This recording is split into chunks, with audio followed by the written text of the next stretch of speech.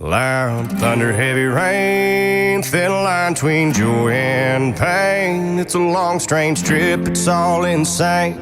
You ain't never gonna be the same. Living life through the night, thin line of a lightning strike. Sometimes the only light when the moon is tucked away. Pistons pumping, minds are racing. It's hard to sleep, man, when I'm shaking. Bad news surrounds me. It's always found me. Alex Salyers, the man in black, the most violent man in the Southwest. In the ring, he's many things to many people. He's a hero. He's a villain. He's a champion. Outside the ring, he's also many other things. He's a father, a husband, and a friend. Where has Alex been since June? What does the future hold for Alex? These questions and more will be answered in the next hour and a half. Ladies and gentlemen, the man in black, Alex Salyers. Thanks for having me, man. Yeah. Thanks for doing this on such short notice. Right? So, Alex, you have not been seen since June. Yeah. The wrestling world is all in a tizzy. Where's he been? What's he doing? What's he up to? Will he be back? Yeah. And we're going to hopefully get the answers to some of those questions. But before we do, I want to get a little background. Tell me about little baby man in black. Where were you born? Yeah. So I was born November 23rd, 1993 in Spokane, Washington. And I spent about 2 months there, and my mom brought me back here.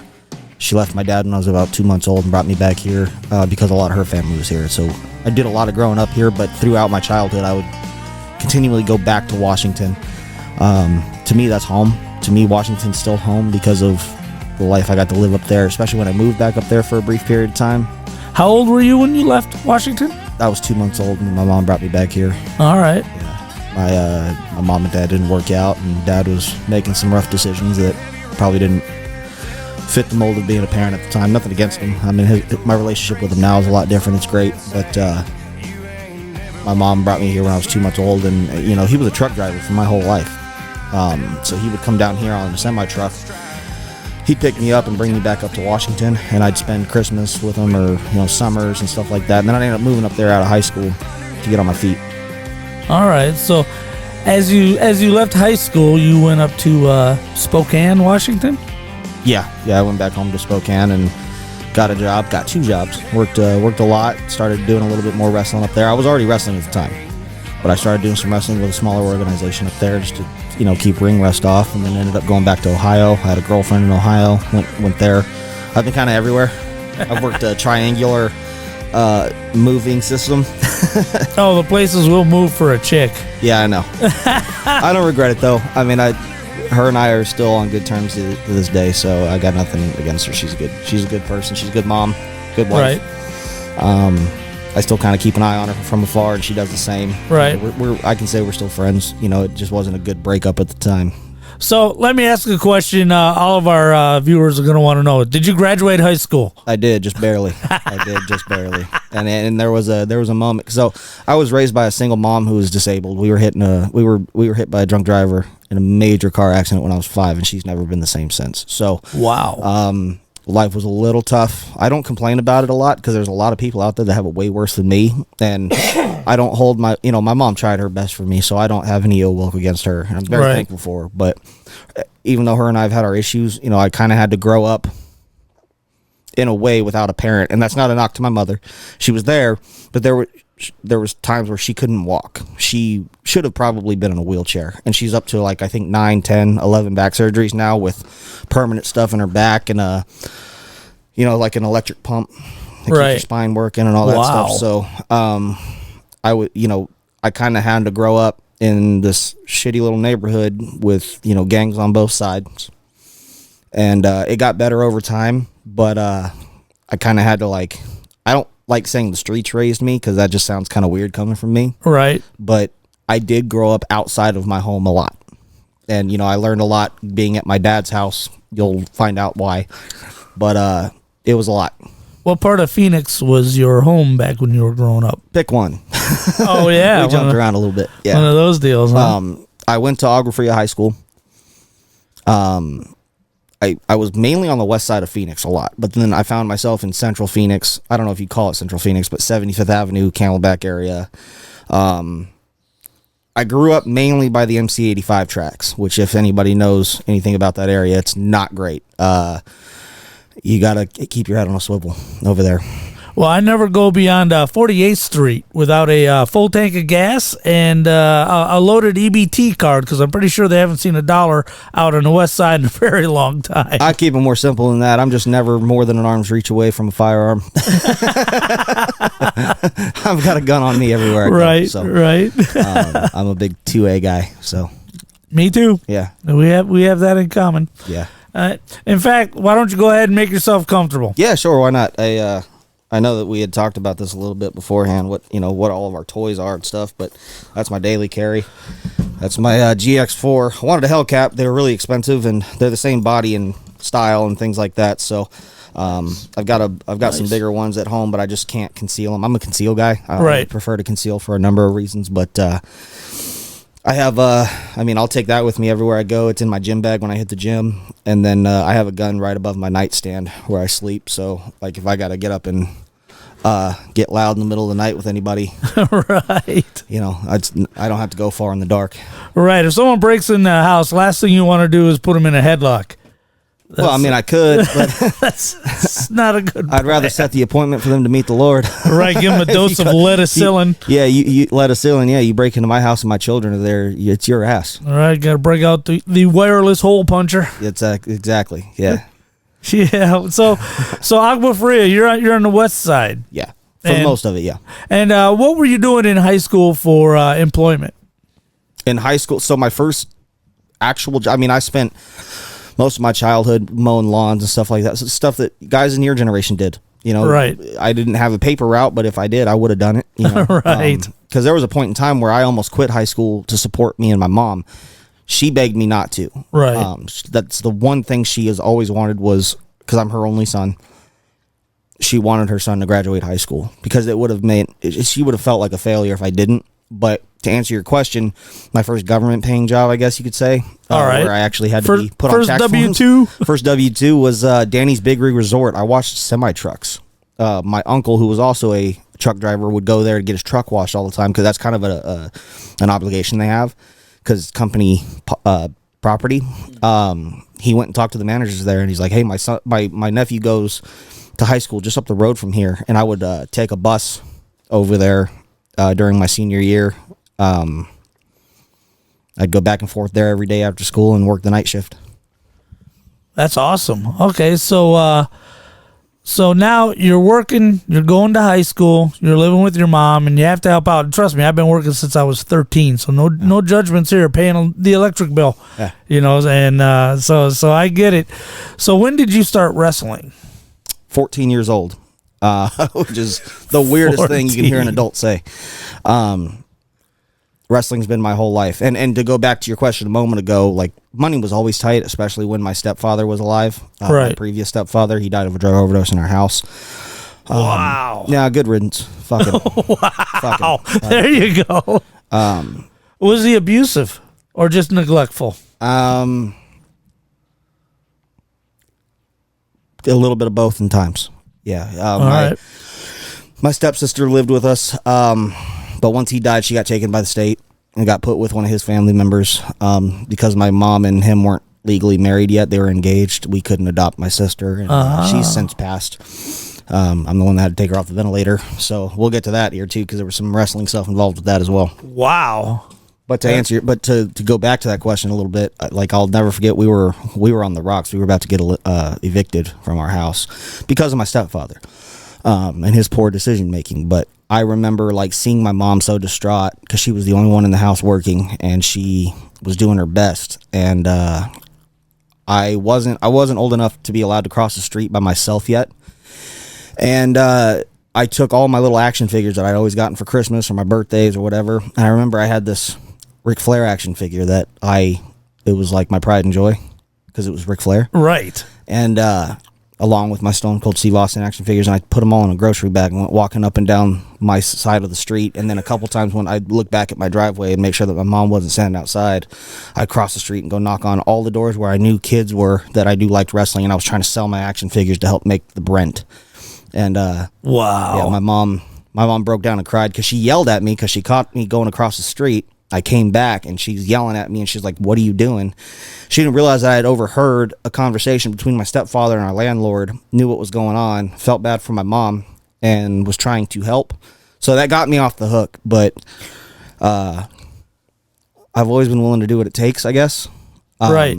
But I think that's also how I ended up in the wrestling business at 14 years old. I mean, my aunt came across a flyer for Piranha Promotions, a Lucha Libre promotion that used to work down here in South Phoenix, like at the old El Gran Mercado. I don't even know if the building's still standing now.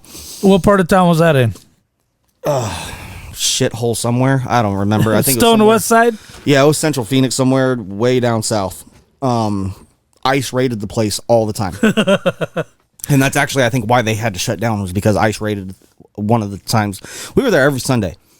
And they had me doing crowd security, which I don't know what you're going to get out of security for a 14-year-old around a bunch of drunk people. Right. But that was like paying my dues, because the only thing I was allowed to do was tear up and set up and tear down the ring. And that was my first $10 I've ever made in the wrestling business, was because I was busting my ass. The promoter didn't have much. He came up to me and said, "You're working harder than everybody.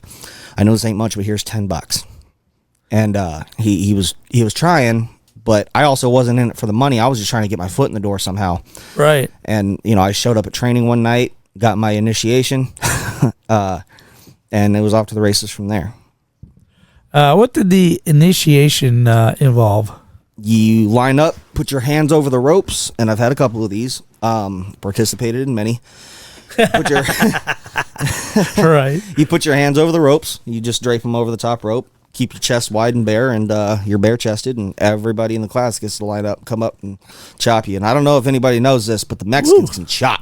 Oh, yeah. Holy shit, the Mexicans can chop. My chest, after about 5 of them, my chest split open. I was bleeding all the way down to my tights, or my training pants or whatever I was wearing. And my poor mom's just sitting there like, "Oh, shit, what did I just let him do?" But she also knew, like, it would have broke my heart if she tried to pull me out of it. I'm a minor, so what decision do I have in the making, But yeah, that was my first night in the wrestling business. Was she into wrestling? Or, just watch it whenever you happened to be home and had to have it on? She was forced to be. Yeah, she was. Wrestling was nothing. Wrestling was an every night thing. We had neighbors knocking on our doors asking me to stop roughhousing wrestling with like a big body pillow, or those little, I don't remember what you call them, the little wrestling buddies. Wrestling buddies is what they were called. We had neighbors knocking on our doors asking me to please knock that shit off, because they got to sleep and get to work the next morning. And, here in the backyard wrestling NWO Hulk Hogan. Yeah, and I built my own wrestling ring in the backyard. I started my own backyard wrestling promotion when I was a kid too, and I remember digging holes in the dirt. Mind you, this was not our property.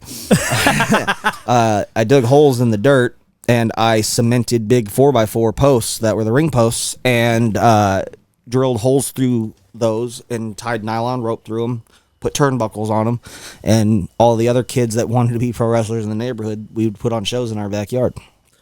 About what year was this? What was on TV at this point? 2008, 9, something like that. Damn, you're young. This was right around the time I was trying to break into the wrestling business. Right, so you were about 12 or 14? Between there, yeah. And then I drove off the roof a couple of times for our show, through tables and stuff like that. So I was your typical, 90s baby, growing up with ECW and all that stuff. Right. Any footage of that anywhere? Yeah, as a matter of fact, I've got an old video cassette recorder thing with them little tapes that you stick in them. The little camcorders. And you got the little wires that you can, for the auxiliaries and stuff, you plug them in the TV. I actually just came across my first wrestling match at 14 years old. In an actual wrestling ring. I wrestled 3 or 4 times that night, 2 in a mask, 2 without, for the Lucha Company. That's gold. Martin Martinez was the promoter. I remember I was in the locker room, and I think La Parca was there that night. I won't go into too much graphic detail, but I'll say this. pro wrestling is not a place for a 14-year-old. I was just too stupid to see that at a time. Right. Now, as a grown adult and a father, I would never let my children in the business that young. This is because that was one of those nights where, like, if you wanted it, it was in the locker room. If you wanted any kind of substances or whatever it was, shit, they didn't even bother going, because there was other minors on the show, most of which I was wrestling, so they didn't bother going and getting us a whole lot of water. They just went and grabbed a bunch of beer, but, you know, I wasn't drinking beer at the time. Right. And that was before wrestling that was before wrestling, I mean, even, you know, the WWE, before they got really professional about how their behavior was off camera. Yeah. Yeah, right. I think the rules were a little loosened. Maybe, you know, maybe not so much. We're talking 2008. I mean, I think they started wearing suits around then and all that stuff. 2009 was my first wrestling match. I share that same. I think I share that same year as our wrestling debut with Gino Rivera and a couple others. All right, yeah, and I've interviewed Gino, and he's got a similar story. He was very young breaking into the sport. People laugh all the time. They're like, "How are you this young but this old?" Because, like, I'm when I'm in a locker room somewhere, there's guys in there that are several years older than me, sometimes up to a decade older than me. I'm 31 now, right? And they're so young, cutting teeth in the wrestling business. So, like, their birth certificate shows that they're much older than me, but in wrestling years, they're not the same because my bump card is way older than theirs. And my time inside of a wrestling business, getting smartened up, getting trained, getting chewed out, and learning a lot of hard lessons. It's like I'm young, but I'm older than most people in the wrestling business. Right, you got a lot more miles on the odometer than a lot of the guys. And my knees and my back and my neck will tell you that. And the scars all over my body from surgeries. Yeah.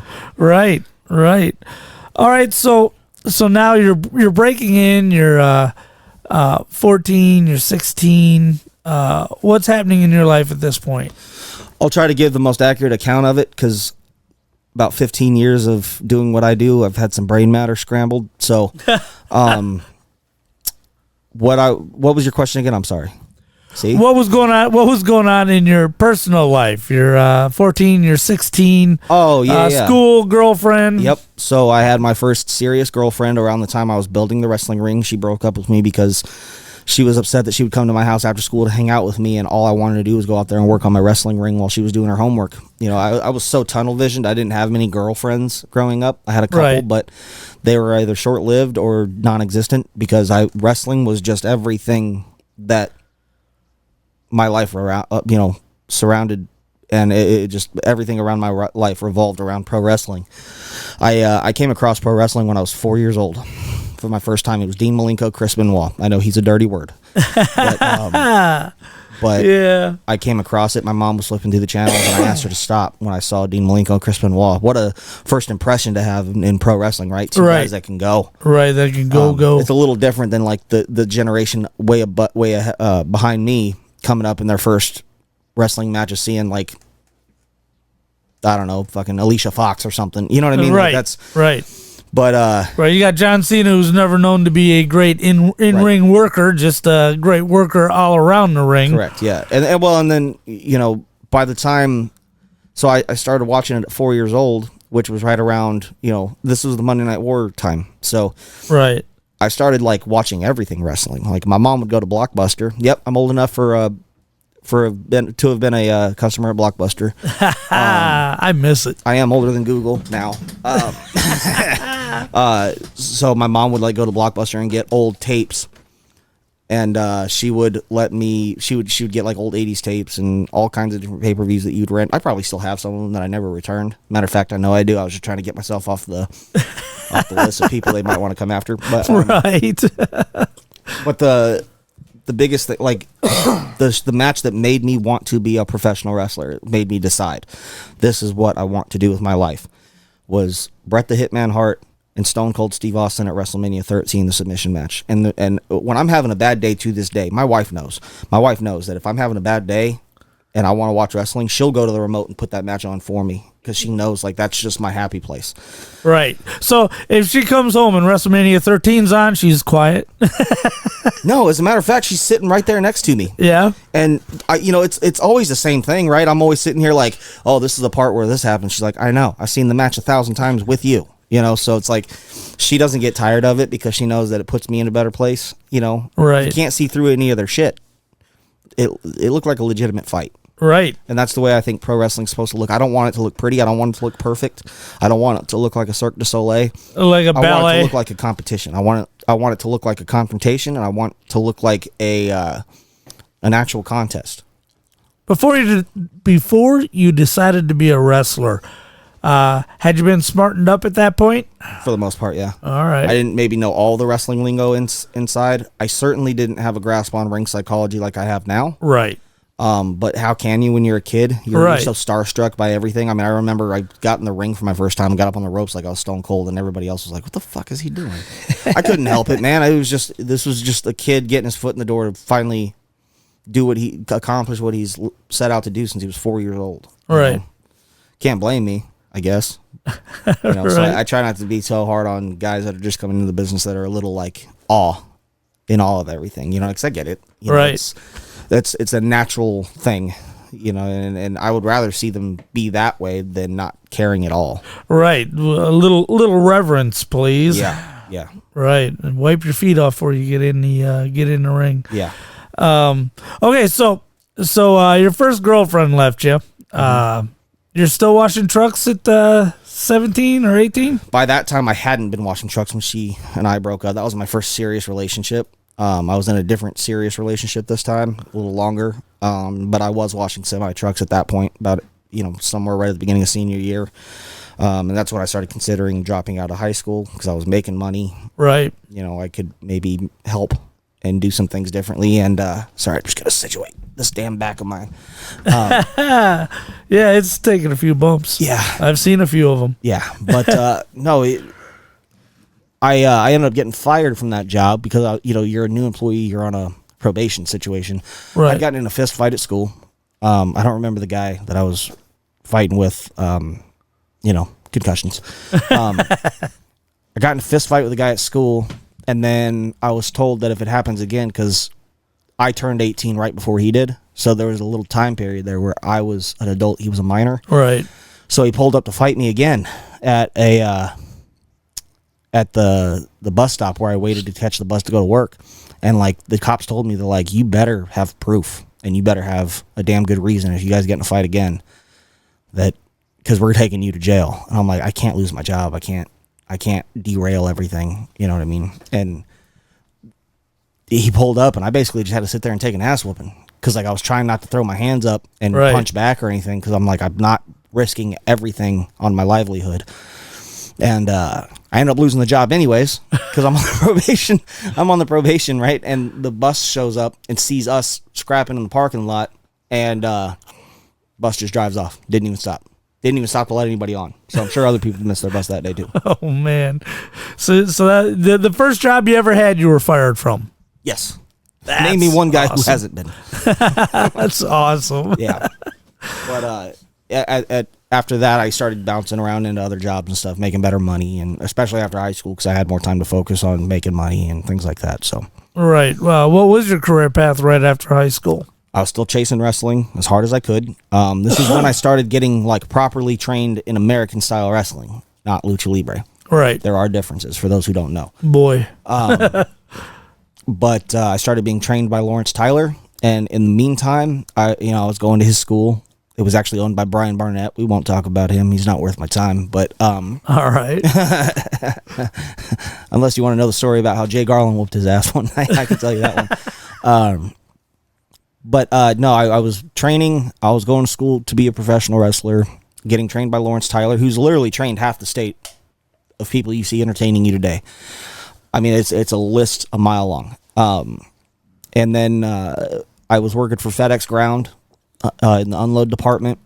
When I ended up getting 2 jobs at a time, I was working for Sonder and Packaging. At one point when I went to Washington, I was still working for FedEx. Right. And I was working for Sonder and Packaging. So basically all the little TV dinners you see in the grocery store, the little cardboard wraps around them that right. had all the, we would have to jackhammer the edges of them off, get them into a feeding machine. It would feed the containers through, wrap them up. I was a line worker essentially. Right. And then I came back here not long after that. I I quit FedEx, and got in a full-time position with a flooring company. I was 19 by this point, just about to turn 20. And I basically began a flooring career by accident. I'm still in flooring today. Right. So I don't install. I sell the flooring. So I know more about flooring than I ever wished to. And then it was about 6 months into that, my fiance at the time and I became pregnant with my first daughter. So. All right. At 19? I think, no, I had just gotten hired at 19. All right. It was about 6 months into being like 20, I think. If I'm remembering the timeline right, is when we got pregnant with my first daughter. All right. And I believe she was probably 4 when I had met you. Correct, yeah. It was about there, yeah. Yep. By that point, I was working for Championship Wrestling from Arizona. Right. Right, which is where we hooked up. And actually, you were 23 at that point. I remember going, how... I too was struck... How is this guy only 23? Yeah. You know, I was like, wow, that's crazy. So, after the lucha, now you're starting to learn American wrestling. What was the first American style circuit you worked for? Technically, that was for, I guess the best way I can explain it is it was like Championship Wrestling from Arizona in its infancy. We hadn't really been on television yet, but that was the name of our school. I didn't know what kind of dealings we had behind the scenes between our school and Dave Marquez, who is a huge part of the United Wrestling Network, who I would come to work for later.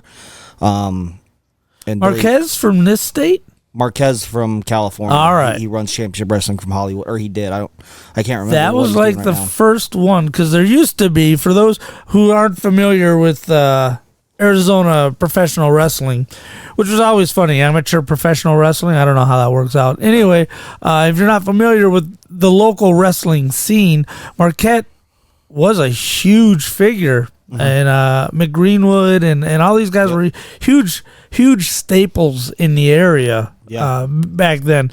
And Championship Wrestling from Arizona, I broke my ankle doing backflips in a bounce house. I remember that. Yeah. And so I'm sitting there sleeping all the time. So I happened to wake up Sunday morning, which is actually, I believe Sunday into Monday at 1:30 in the morning, and I'm flipping through, and there's Channel 7, and I'm like, oh my God, this is wrestling. And it was Championship Wrestling from Arizona, and on that very first show was you, the man in black, and Gino. Yeah. Gino had just won the belt. And he's running around shoving his fingers in everybody's face. I told you so. I told you so. I told you so. And I told you so. And I was like, from the great state of Brooklyn, as he used to say. Right. And for that. And even though there were a lot of great characters that I would come to know from the TV, that first viewing, there were 2 characters that I walked away with an impression of, and that was the Man in Black and Gino Rivera. And I've been searching for Championship Wrestling from Arizona ever since. You know, where can I check it out? They went on the Fight app. I don't even know if that's still around. It is, but COVID basically put us all out of a job because the building we were performing primarily in the most historic theater in the state of Arizona and the oldest one in Mesa. The Nile Theater. Right. A lot of bands that headline big shows now started there. They got their start there. Like the Gin Blossoms, were they one? I can't even give you the whole A lot list. of the grunge guys. I think the Foo Fighters played there, or Green Day, or somebody. I don't know. I'm a country guy, so. But, me too. But that was actually the first umbrella that I worked under as the Man in Black, because I hadn't been yet. Right. I had gotten hurt. I was going through some substance abuse issues. I know we'll get to those, but I I became the Man in Black because of my affinity of Johnny Cash and his story and how very similar it is to mine. Right. It's not a coincidence.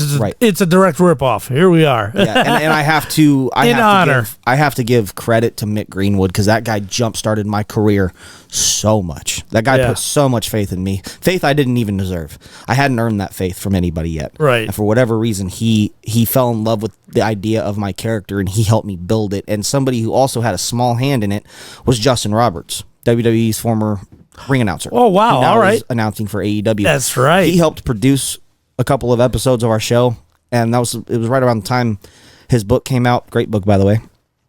And he's friends with me and my wife and some of the other local talents here. But he's the one that came up with the idea of me bringing a flask of whiskey to the ring because I was already doing that with beer, smoking a cigar in the arena because we were also filming at Desert Diamond Casino. Remember that? Right. That was actually my first encounter with CWFA. But I would walk from the bar to the ring with a lit cigar. And I gotta say this, man, they gave me a playground. They afforded me a playground that I've never had anywhere else. I got to do so many things on TV that nobody else was allowed to do. I got to do so many things. Like everybody kept saying if Stone Cold Steve Austin and the Sandman had a baby, it'd be the Man in Black. But I got away with doing some violent stuff. I got away with some violent shit on TV. And I know we got our hand slapped a little bit because I was a heel at the time and I kicked a crutch out from underneath a fan to use it as a weapon. But she was a plant. I went and asked her to do this. All right. But the network didn't know that.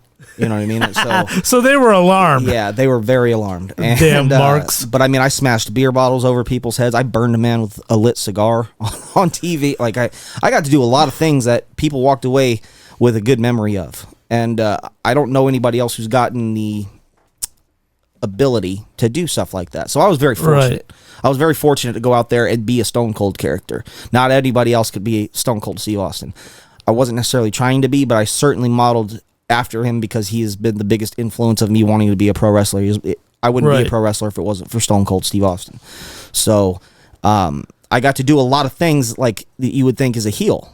But I turned into a babyface because the fans caught on and they loved it so much. They loved how violent I was being. I ended up becoming a babyface by accident. Right. Sound familiar? Right. Yeah, that's exactly what happened to Stone Cold. People just decided they wanted to cheer for the bad guy. Yeah, and that's essentially what happened to me. I can't say whether it happened as quickly for me or as long term as it did for Austin. I couldn't tell you because that whole thing happened all so fast. It feels like it was kind of a blur. But we all got put out of that job because of COVID. The mayor of Mesa wouldn't let us congregate at the Nile Theater anymore to film TV, and they had some really hefty restrictions. So that whole reaction to COVID drives me friggin' insane. Yeah. Because Championship Wrestling from Arizona, by that time, BigLipRadio was sponsoring. And that's you. Right. And there was so much momentum going in there, and it was so much fun, so much great stuff, and overreaction, and shed a lot of good people out of a lot of good shit. Right. And I was lucky enough to also go work for Marquez in Hollywood, or for Championship Wrestling for Hollywood too, a few times. It was a great experience, and I think the biggest thing I took away from that in my whole career, the greatest learning lesson I have ever had in wrestling was how to work television. Right. Because from what I understand, based on talking to Gabe Sapolsky and all that, like, they're looking for stuff like that. They want to know that you know how to turn your back to a specific camera or not to turn your back to a specific camera, run the right directions, never go over your time. Like, that was the greatest, like, no matter how long or short it lasted, it was an amazing learning experience for me. And it's carried me through my career all the way up to now. And there's guys that don't work TV that now I can go in there and show them. I'm doing that a lot I have been doing that a lot at AWF. It was like, hey, I know you're not working TV right now, but you got to want to move on at some point. Right. You got to know how to do this. So I kind of pull them aside and be like, try this. Because we do have a hard camera that streams to our home audience. I treat that like a hard camera for television. I tell the guys, I go to my referees and say, don't stand here, work in a triangle with us. Right. Keep your back away from the camera, keep your face towards it, because if they can't see you officiating the match. They don't believe that you're actually an official. Right. And I do that with the talent as well. So, I mean, I've gotten to carry that education. If there's one thing that I got to take out of all of that was the education I got. Right. Thank you to Mick Greenwood, if you're listening.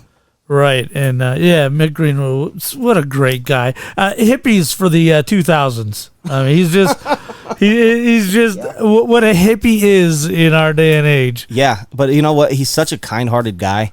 He has done so much for me. If there's one guy I could point at that launched me into a different level of professional wrestling, it was Mick Greenwood. Right. To this day, if I called him, he'd answer. Yeah. And I haven't seen him I've seen him once in the last 4 years, I think. Right. And the guy had just put so much faith in me that he put me on some pretty large spots on that show that were very highly favored, highly rated, highly regarded. And the Man in Black wouldn't have success if it wasn't for Mick Greenwood. He helped me mold that character into what it needed to be for a television character. Right. Big time. Right. Now, when I started watching, you were teamed up with Miracle Mike. And that was a magic tag team for the viewer. I don't know how it was for the participant. Some different adjectives to describe it, but the two of you, such different characters, and I would find out later the story where you guys started off as enemies, became a tag team, and of course the eventual breakup. But the chemistry you two had together, I mean, it came across on camera, because I would go home and, of course, watch the shows after actually attending them. It came across on camera. It came across live. The charisma you guys had together isn't something that could be bottled. You know, they have that saying where, like, controversy creates cash from Eric Bischoff. Or, right. like, I think it was Bill Watts that had a sign up in his office that said, personal problems create money. All right. That was totally true. That was that situation. Because I go way back to the original CWFA days. He almost killed me. He dropped me on my head from the top rope. Oh. And the way he acted about that afterwards really pissed me off. It put a really sour taste in my mouth. Right. I'm not saying he's the most horrible guy in the world. I don't think that, because I have seen some good things in him. I've seen good sides of him. It's just professionally, him and I have a really tough time being on the same side of the street. Right. Well, another guy who's forged a name for himself, and I believe he's moved out of state now, was R3. You and R3 have been down the road together. Yeah, he goes by the name Charles Cassis now. I don't believe Right. I don't think he moved out of the state. Did he? I think thought he moved it back east. I don't think so. He's never been out. He's from California, but I don't think he moved, because I think he's, if I'm not mistaken, if I'm recalling correctly, he's IZW's general manager now. All right. I could be wrong. All right. Well, as an audience member, he's the first guy to give me a reaction, because I'm really good at the heavy jokes, and he turned around, looked me dead in the eye, ask your wife if I'm fat. I was like, holy shit, he heard me. I'll tell you right now, he was one of the best opponents I've ever had. Yeah. He is, in my opinion, one of the best big men wrestlers. He can move. In our region of the United States. I don't think there's a better big man. The way he can move and work in the ring. I've had some of the best matches of my career in 15 years with him. Matter of fact, right. The first match I ever had main eventing national television was with him. And I think you can call it national television because it was streaming everywhere on Fight across. Right. We were in different countries.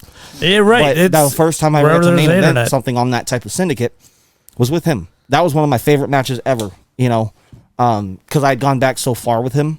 He lived with me when I was 15 years old. We were friends. And he and I got into the business on the same exact parallel and same exact trajectory, essentially.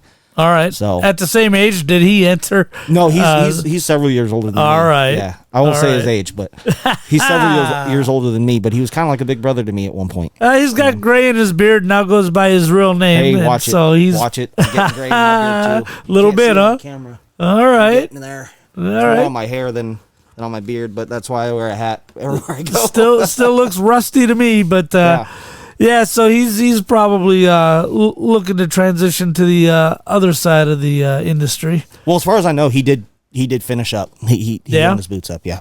All right. That was a hell of a career. All right. So, how did you hook up your current promotion, your last promotion? Arizona Wrestling Federation, AWF. For any of those wondering out there, there's only one AWF. Yeah, thank you. This is it. The Arizona Wrestling Federation, which was the second, by the way, local circuit that I found after Championship Wrestling from Arizona was the AWF. Yeah.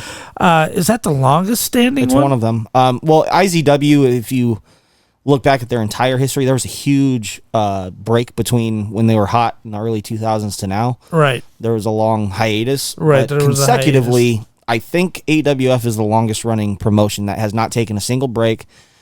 You know, and I don't remember what they did during COVID, but I don't count COVID. I don't hold that against anybody. Right. Because everybody had to operate under something very foreign to all of us. Right. I think they're the longest running wrestling promotion Continuously running. as of All now. right. And that's been about 10, 11 years now. All right. Yeah, because they go back a bit. Yeah. How did you hook up with AWF? It was after year one that they were running. I guess when we were doing the original CWFA matches, they had shown up to kind of scout a little bit and see what kind of talent they might want to ask to have on their show, and I was one of them. They finally did ask me, and I've been there for 10 years now. So Right. I'll probably end up finishing my career with them. Well, one of the things that's kind of unique about Arizona territories, if you can call it that, is the free kind of talent sharing. Mm-hmm. I mean, you'll run into the same guy in 3 different circuits. Yeah. I mean, he's got one he's always at, one he's usually at, and one he's occasionally at. Right. And that's just kind of how it goes. And I'm not sure if local markets all over the nation are like that, but I wouldn't think so. They are to a degree. I mean, anywhere I've worked in. Right. I'd have to take a minute to count the states I've worked in, but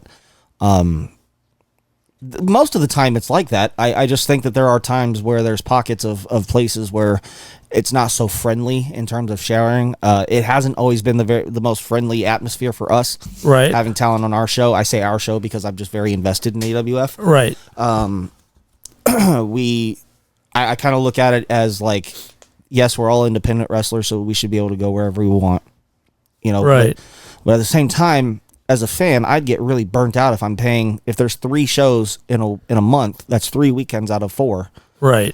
and I'm paying a ticket every weekend to go see a show, and I'm seeing the same guys just with under a different banner. That does get you get burnt out on them. So there's a bit of an overexposure, in my opinion, that you get with that. But you can't blame anybody for it because everybody's just trying to get a booking. They need to make money, get paid, get their name out there. So nobody's at fault for it. I don't think anybody's wrong for it. It just me personally. I'm like, man, I wish we did have territories. You know what I mean? Right.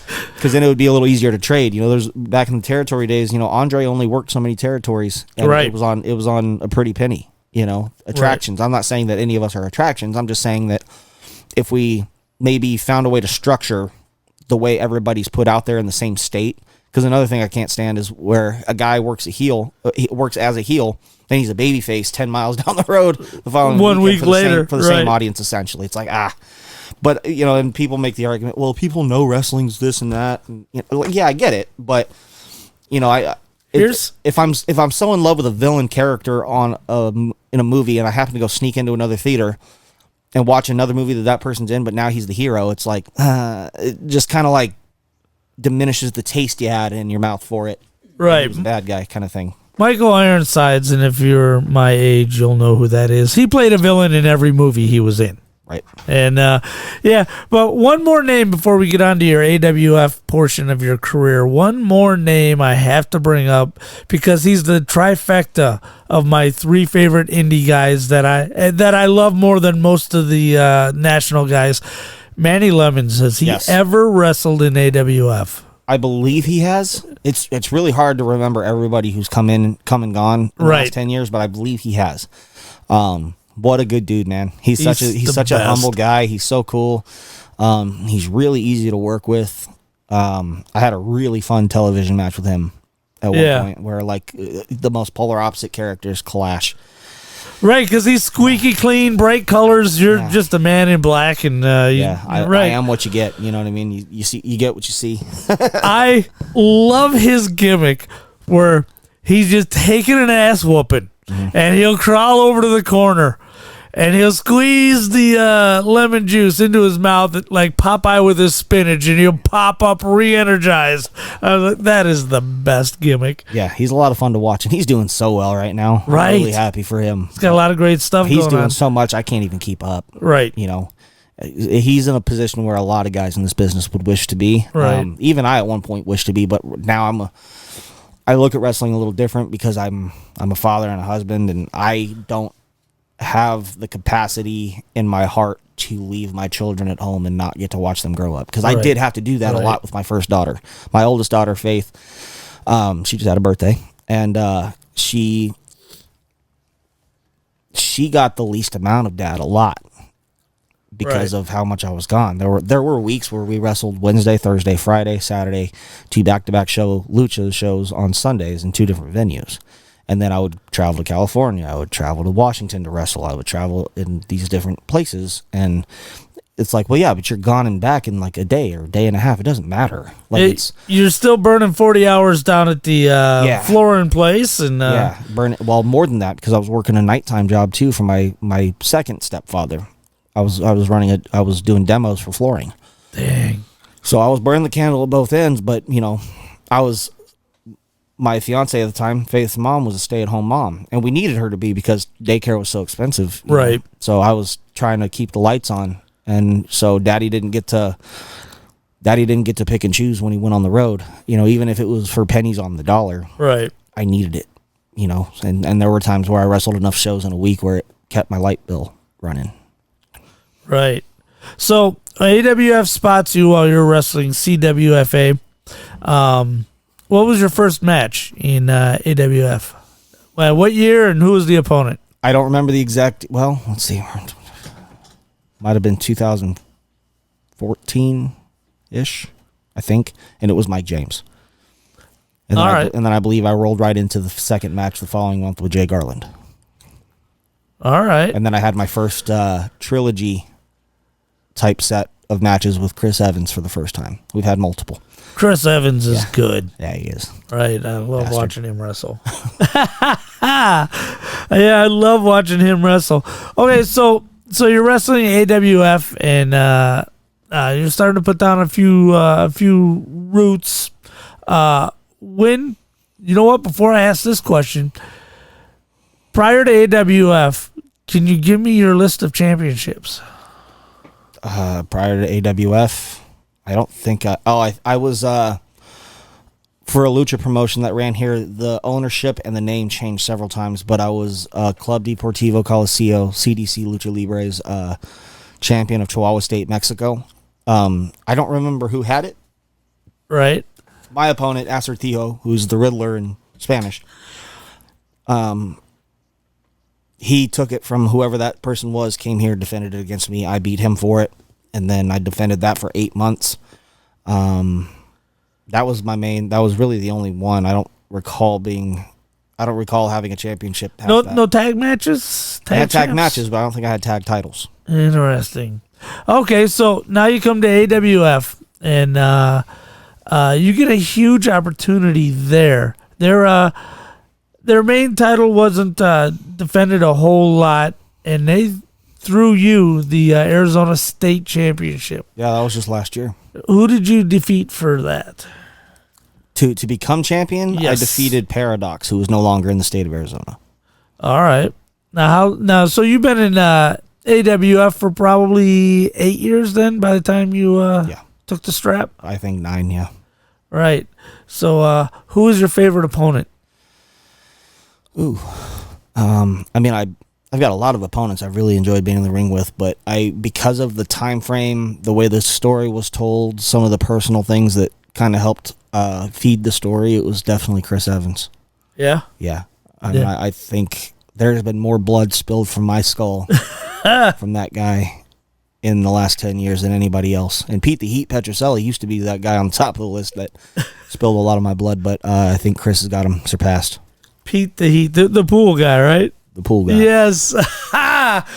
What? That dude knows how to get heat. Yeah, he does. I mean, he is properly named. Yeah, properly named for a reason. He knows how to get heat. Favorite referee? Scott Johnson. I was going to say that. Scott is Hands the down. best, right? And the reason I say that is I've shared the ring with him some of the most sentimental matches. Right. And but I've also had moments where something went horribly wrong in the ring. And if I need to be able to trust a referee to do the right thing for me and my health and my safety, Right. Scott has an amazing talent in noticing things, seeing things, hearing things, and recognizing things. Right. I feel a lot safer when Scott Johnson's in the ring with me. Refereeing's not easy. Not for the faint of heart. No. You're the conductor of the band. I a lot of my matches that go well, I attribute that more to my referee for being able to listen to me call things in the ring Right. to my opponent. So I mean, and Scott, he's probably the most tenured referee off the top of my head that I can think of. There's been a few other really amazing referees I've had too. He's not just the only good referee. He's just the one I've shared the ring with the most, that I've got that relationship with. Right. JC Unronki was one of them. He used to work for IZW as the Sheik. Yes. But I mean, the referees are so important, man. Right. They do not get the credit they deserve a lot of times. Right. Well, there was one match I was watching you work down at the Tap Room 120. Oh boy. And they set up a ring in a parking lot. And this, what a great way to experience a wrestling match. Well, this time they had an all-cage event. What was the name of that event? Every match was a cage match. And I watched the Man in Black open that show.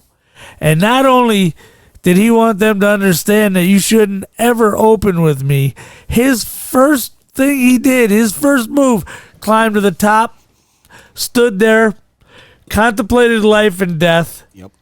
and jumped. Shoot, yeah. And missed. And missed. I missed. Yep. I was like, holy crap. We got heat for that, by the way. I mean, nobody said a word to me when I left the locker room, but my opponent took all the heat for some reason, even though it was my idea. Right. And I think it's just because he's new. Right. So they kind of felt like he was an easy target. Yeah, we're going to jump him instead of him. I wish somebody would have come and asked me, why did you do that opening the show? There was a reason. The one detail everybody forgets was that I was Arizona State Champion. I was one of the longest running state champions at the time, and I was also the highest grossing wrestler for our card. I've been thanked profusely by the people that run that company. Like, you carried us through some of the worst months. Right. Statistically, over the last 10 years, some of our worst months, you kept the ticket sales up in growth. Right. There was a reason I did that, and that was because the cage match, you got to understand, when you're inside of a cage, you cannot interact with an audience the same way you can when everything's open air. Right. They feel, the eyes see a barrier between them and you. Right. Which means the brain recognizes a barrier between them and you, so the reactions aren't always going to be the same. I was opening the show, and I started the match, by the way, outside the cage. Right. The reason I did that was because I knew that I was one of only 2 championship matches that night. The other one was the main event.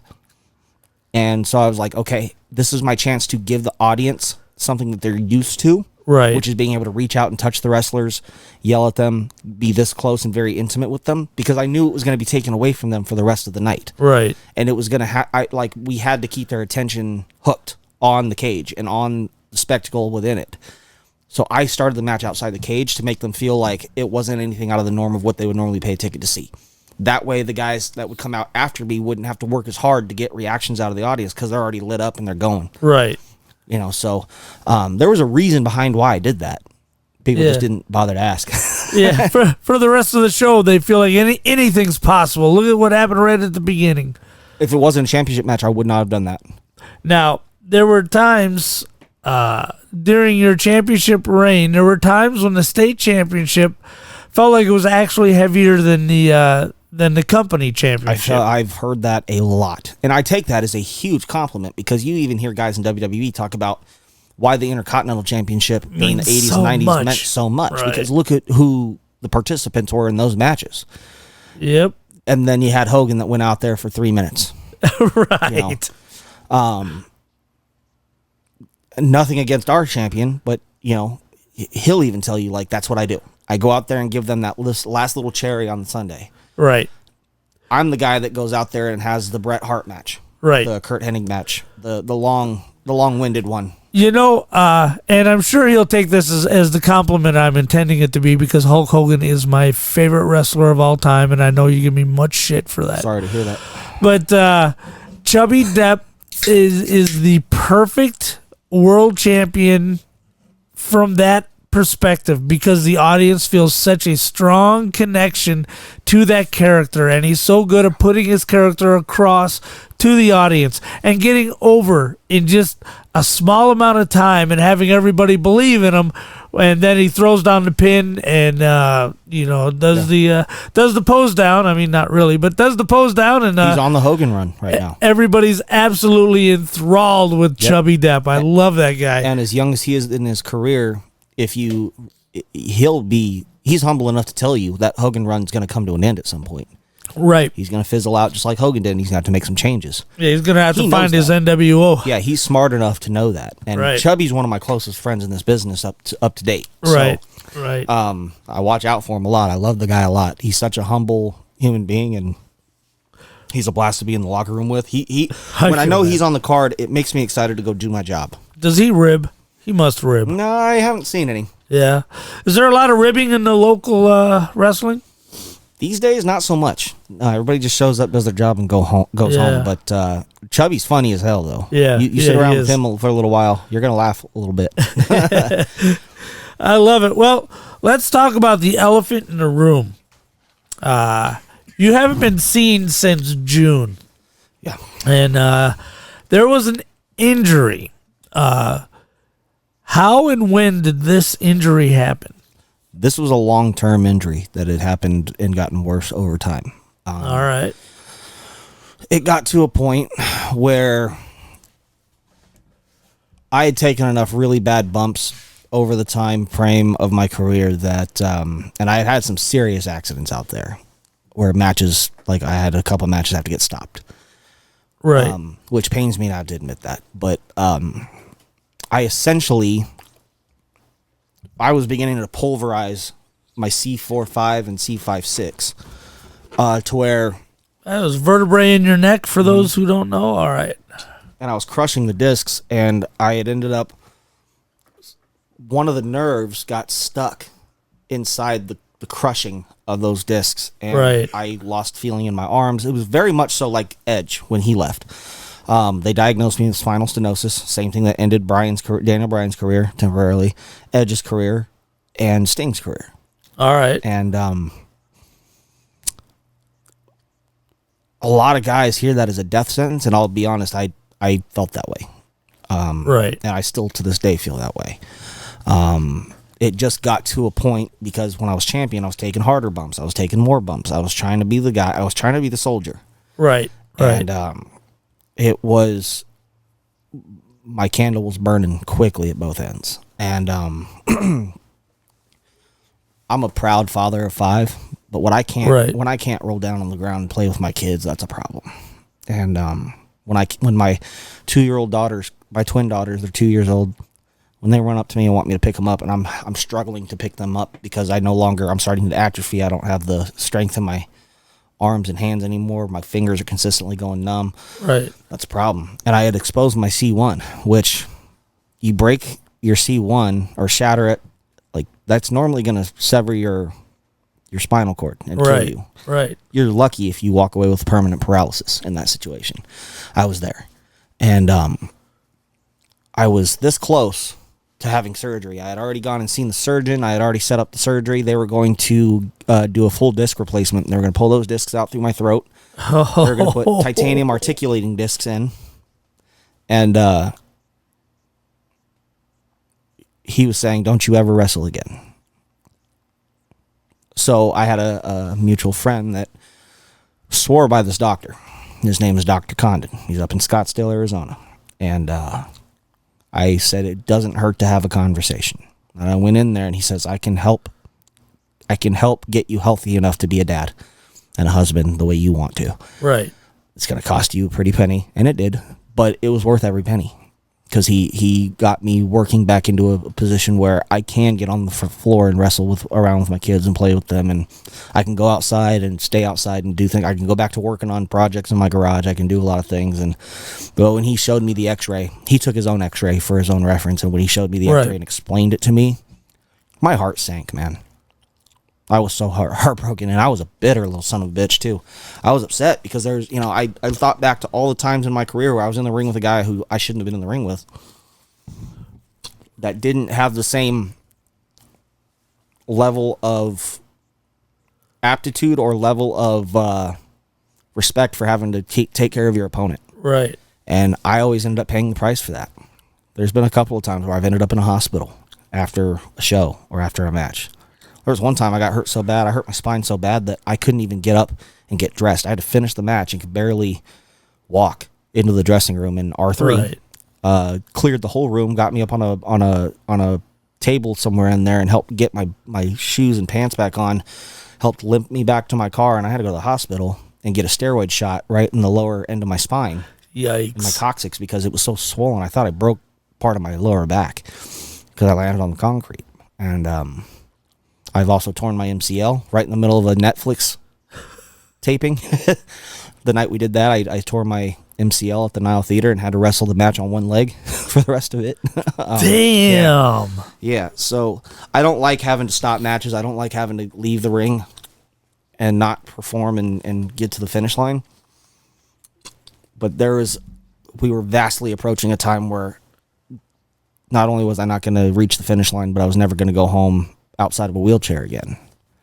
Right. And it was, I'm a tough guy, I guess, according to some, but that's tougher than I am. That's for damn sure. That scared the hell out of me, because my kids do not deserve to have their father come home in a wheelchair and not get to walk them down the aisle. Right. Someday. Right. My son deserves to have a dad who can teach him how to hunt and fish.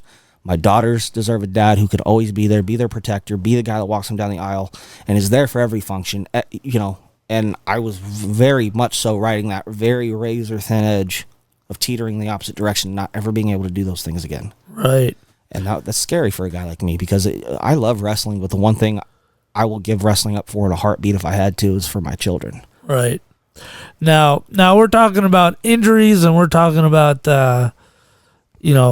a lot of pain. When did the pills start, and were they prescribed at first? Yes and no.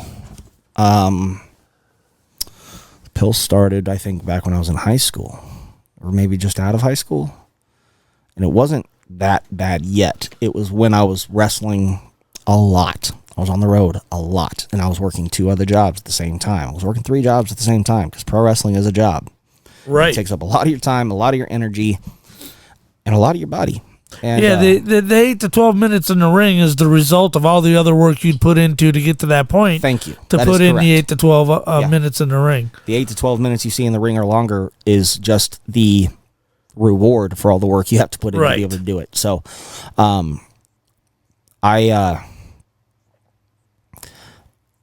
I was getting to that point, and by this point, I had only had my oldest daughter, Faith, and she was seeing the worst of me.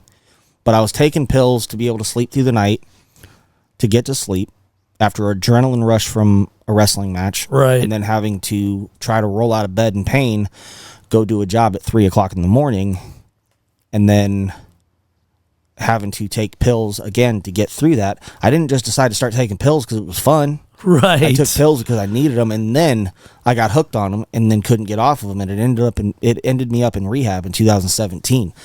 And I left rehab early and lied to them so I can make a TV taping. I love the commitment. When did they start causing you problems, the pills? With hindsight being what it is, day one. Day one. Day one? Yeah. I like the shit too much. Were you always mixing pills with alcohol, or did that come along later? All the time. And then I ended up kicking the pills after rehab, but I couldn't kick the alcohol, and that became the biggest demon I've ever had to fight. Right. And I remember that portion of your life. Yeah. And by the grace of God, I'm 2 years sober now. I mean, I got my 2-year chip with you. That's right. Meeting, so, You got your 33 years. I 33, got my right. measly too, but I worked hard for them. We both have exactly the same thing, and that's today. Yeah, sorry, I didn't mean to ouch you on that. Oh no, we're fine. I'm an open book. But anybody who's ever listened to this show knows my situation. But I alcohol became the biggest thing, and it almost killed me on multiple occasions.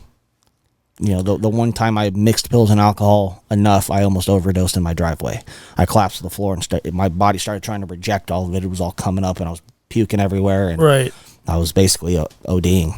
So, what sent you? Is that what sent you into rehab in 2017? Yep, wheels were up on a plane probably a week later, getting me to rehab, because I also got caught getting high on pills at work and drinking at work, and you know, it had a full strength grip on me. Work really puts a cramp in addictions. Yeah, it does. It's the worst. Yeah, I'd say so. All right, so you've given up the pills, and now you're drinking heavily. Mm-hmm. All right, so what's happening in your life at this point, and what year are we looking at? Probably from late in 2017 all the way until 2021. I was destroying everything around my life. My boss caught me drinking and driving his company vehicle. Man, I didn't know that one. Yeah. Well, it's embarrassing for me to think that I treated people like that. Right. And treated my life like that. Right. Like it was so expendable. Right. When other people are relying on me. Yeah, I mean, talk about soul-crushing pressures of just being a man with a family. Yeah. And a lot of people don't realize that who don't have that. I was taking it for granted a lot. Right. And I look back at that time, and I'm still hard on myself about that. You know, because I said some things I wish I hadn't said. I had done some things I wish I hadn't done. I had hurt people that I wish I hadn't hurt. Right. You know, the one of the steps in the big book for AA says, you know, make amends. Right. There's some people that I'll never be able to make amends with because they don't want to hear a word I got to say anymore. Right. They're probably hoping I'm 6 feet underground right now. I don't blame them. Right. I don't blame them at all. Right. We all have those. When you were at your lowest, and there was some real bad stuff going on, real bad stuff happening. When you were at your lowest, do you want to talk about that? Are you comfortable discussing? Yeah, we're good. And for those who are listening, if you don't want to hear this part, it's okay. I understand if it's too much. But I've never really been open and honest about this. I lied about the situation because I was in a situation where I kind of had to. Right. There was we can add timestamps later for people who listen after the fact. All right. Yeah. So that way you can skip this portion. Yeah. All right. It's trigger warning. Good. There was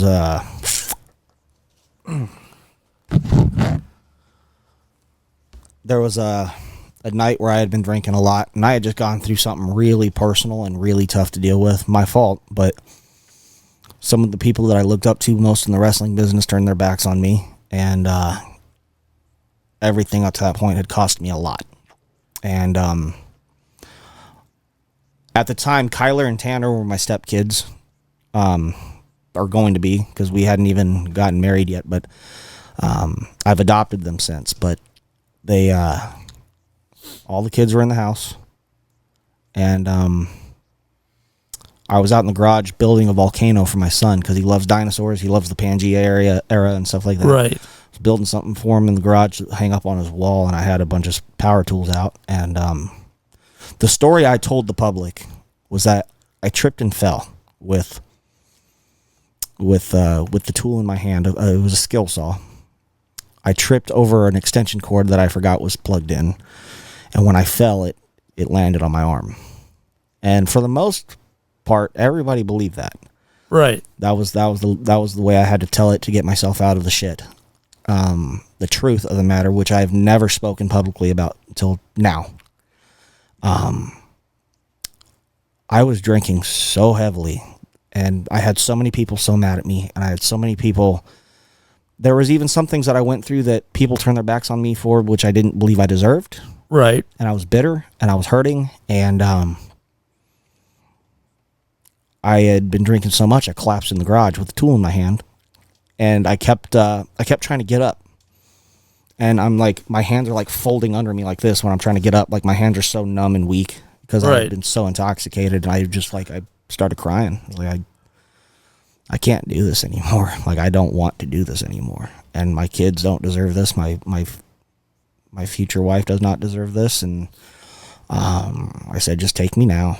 I don't want people to remember me like this. So I just picked the saw up and ran it right through my arm and severed both veins, both arteries.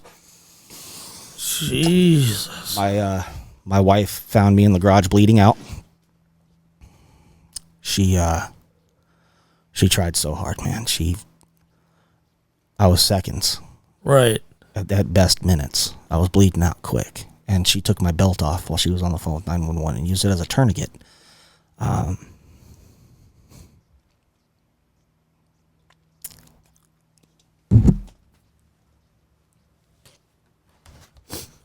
It's all right, man. Take your time. My kids opened the door and saw everything going on. And you can hear me on the 911 call, which I have a copy of. All right. Saying,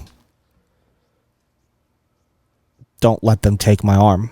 And that was almost like me saying, like, I don't want to come home missing an arm. I just don't want to come home again. Right. You know, and you can hear me on the 911 call, like as I'm fading in and out of consciousness for all the blood I'm losing. I'm laying in a pool of blood as wide as this table. Right. Right. You just hear me apologize to Amber, who's now my wife. You just hear me say, I'm sorry. And like, I remember like fading in and out of consciousness in the ambulance. And the last thing I remember was them wheeling me under the lights of a surgery table and a mask coming over me, putting me to sleep.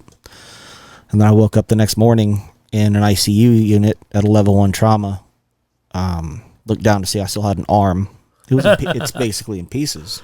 But I felt so bad. I felt so selfish. And my wife told the cops something different.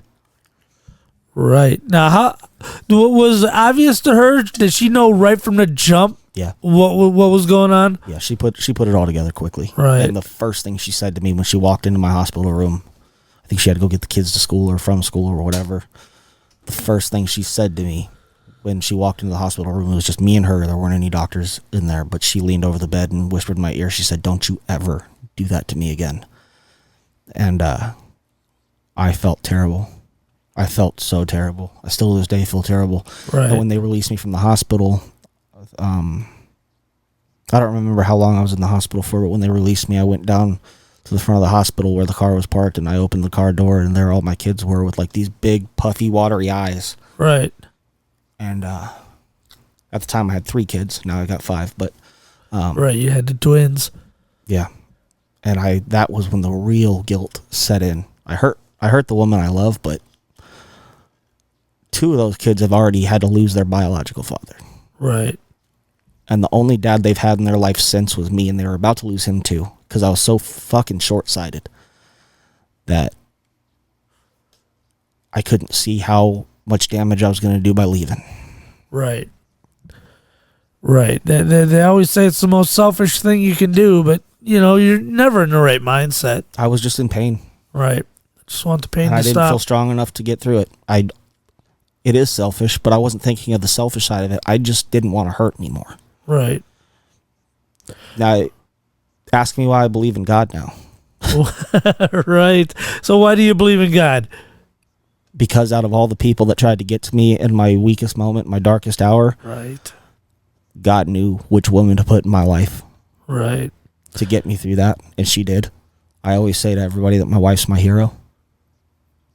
She's genuinely my hero, and God assigned her to me. Because and I'm not asking anybody else to believe in God. I'm not asking anybody else to think the way I do.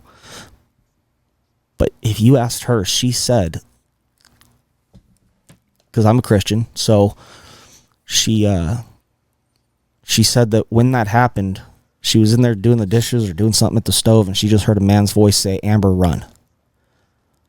And for whatever reason, she dropped the knife that she had in her hand and took off to the garage, and that's when she found me. Wow. And seconds are counting at this point. Yeah. And we're working on a loss here. We're working in the negative. Right. Now, how long did the drinking continue after this? So that was in 2021. I believe it was March of 2021. It continued on until September 19th of 2022. Trying to do the math here. I'm 2 years sober as of September 19th. Right. So, and it is now February 7th, 8th. February 8th. So this past September was 2 years sober, and I'll never forget getting hooked into this church, and I swear this church saved my life. Right. Because they ran a class for people who were going through a substance abuse problem. It was a 12-week class, and I went to it, and the guy who ran it was a lot like you. He's got a lot of sobriety under his belt. Right. And I was wrestling a lot with the fact that, like, my character takes beer or whiskey to the ring with him, uses it as, like, all these things that my character was wrapped up in. How do I change that now? Right. And luckily, the wrestling audience has been so graceful with me. Right. Right. And I finished that class, and I have not had a drop of alcohol since. And as far as the wrestling goes, you've never been more popular or successful. Some could argue. Yeah. Before. Yeah. And, I think that's fair. Right. And I think that's more than fair. Your character adapted and evolved, and people enjoy evolution of a character. I was put to a test one night too. I had gotten thrown out of the ring, and up to that point, I had not really talking openly about my sobriety, so people didn't know. I just happened to not be walking to the ring with alcohol anymore, and I got thrown out of the ring. And a lot of times, this would happen. Somebody would hand me a beer. Right. Kind of like Manny Lemons with his lemon. Right. Popeye with the spinach, right? Mine was the liquid courage. But this girl who had obviously had quite a bit to drink, luckily I landed out of the camera shot on the opposite side of the ring, but she knelt down and kept trying to shove a beer in my face, and I could smell it. Right. And I'm like, no, thank you. I pushed it away from her. She's like, come on, just do it. I'm like, just stop. And I had only been a few months sober. I at least was not even a year sober yet. And she finally did it one more time.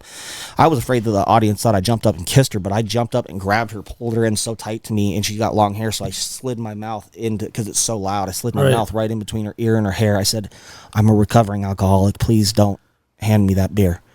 And she's like, oh, I'm so sorry. She was very apologetic about it, but then I had to get back in the ring and continue. But that was my one test, the first one I had at that point. Wow. Yeah. Wow. So what has the journey been like for the last 2 years? September, what was the date? September 19th. September 19th. So you went to church. So you found Christ and sobriety at the same time? I've always believed in God. Right. I just never listened to him. I always felt like I was not worth his time. Right. For all the things I'd done. There's a lyric in a Tom McDonald song that says, if Jesus died for all my sins, he'd need 1,000,000 crosses as tall as buildings. And that's a lot of times that's how I felt. Right. But these guys at that church, man, they could see it in me. Like, I already had one foot in the grave. They could see it. And they kind of just grabbed me by the scruff. Derek Natsky is one of my best friends. Grabbed me by the scruff and wouldn't let me go. And he hounded me. He bugged me. He called me out. He confronted me so many times. And I stayed at that church, and just a couple of months ago, I got baptized at that church by Derek Natsky. Wow. Yeah. And I've started serving my church as an armed security guard and an EMT. I'm there every Sunday with my wife and kids. My kids roll in Sunday school, and they're thriving.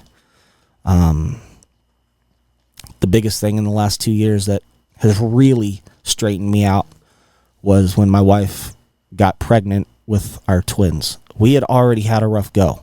I had to find out the day that her and I got engaged that she had just miscarried our child that morning. Oh, wow. So we decided to try again, and we ended up with twins. And when they were born, that changed everything for me. A couple months later, I got sober after they were born. Right. They were born in February. I think I got sober by that September, and because that was a struggle. And seeing them now, about to be 3 in a couple weeks, or even less, it has completely opened my eyes to where I'm at in life now, because I get to do everything right now as a dad. I fucked up so many times as a first-time parent. I'm doing things better now, and I'm doing things right because I became a dad at 20 years old. Right. To me, that's still a kid. You don't think about it at the time. No, you feel like an adult. Yeah. And you think you know everything. Right. And I'm finally at a place now where I am the most soft-hearted, steel spine, present parent. Right. Because I don't want those 2 little girls to go through what any of my older kids did. Right. You know, and then early last year, I finally got to adopt Kyler and Tanner. They had asked me to adopt them, and I did. So I'm a proud father of 5. Right. Legally. And that's another reason that I thank God. Look at all the things he gave me for sticking this out. Look at all the things he gave me for doing my best to walk with him. Right. There's a reward for that. And that's a healthier, happier life that I'm living now. Right. Well, you were baptized just recently. And would you like to talk about that? Yeah. Baptism, what it did for you? Because I was baptized. And if you're not into religion, that's fine. Fast forward.